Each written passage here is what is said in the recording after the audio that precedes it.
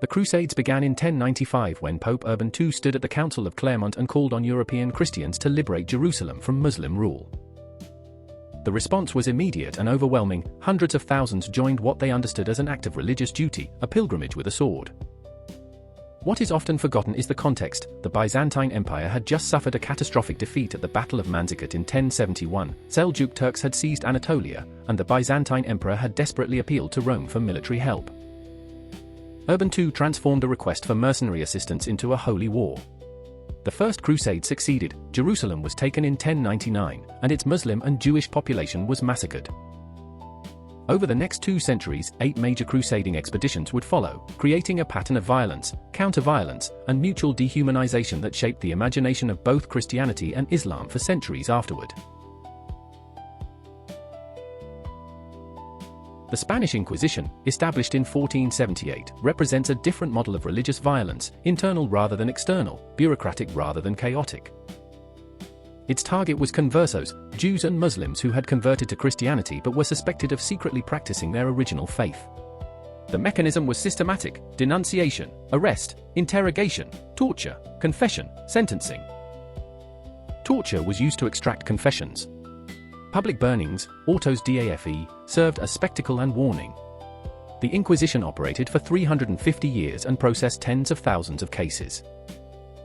What makes it analytically important is that it demonstrates how religious violence can be institutionalized, made legal, given due process, all while being profoundly unjust.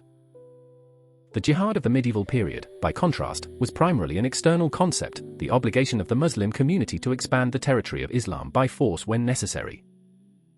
Like the Crusade, it was a doctrine developed to mobilize communities under specific historical pressures, not a timeless divine mandate. The long-term consequences of medieval religious violence are still being worked out. In the Middle East, the Crusades are remembered not as ancient history but as formative trauma. Al-Qaeda propaganda routinely described American military presence in Muslim countries as a new crusade. Osama bin Laden used the term crusaders as a central element of his framing. The resonance is not accidental. Medieval crusader states occupied Muslim lands for nearly 2 centuries, and their memory has been kept alive in Islamic historical consciousness as evidence of Western aggression. In Europe, the Inquisition shaped the relationship between religious and secular authority for 5 centuries. The eventual emergence of religious toleration in Europe was partly a reaction to the horror of religious war. The 30 Years' War, 1618 to 1648, killed a third of Central Europe's population and finally convinced European political leaders that religious uniformity was not worth the cost. The lesson of medieval religious violence is that institutions matter. Individual acts of cruelty are common in every human community.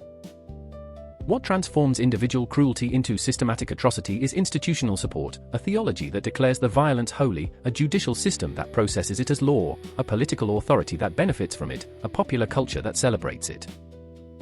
Dismantling religious extremism therefore requires dismantling the institutions that sustain it, not just persuading individuals to think differently.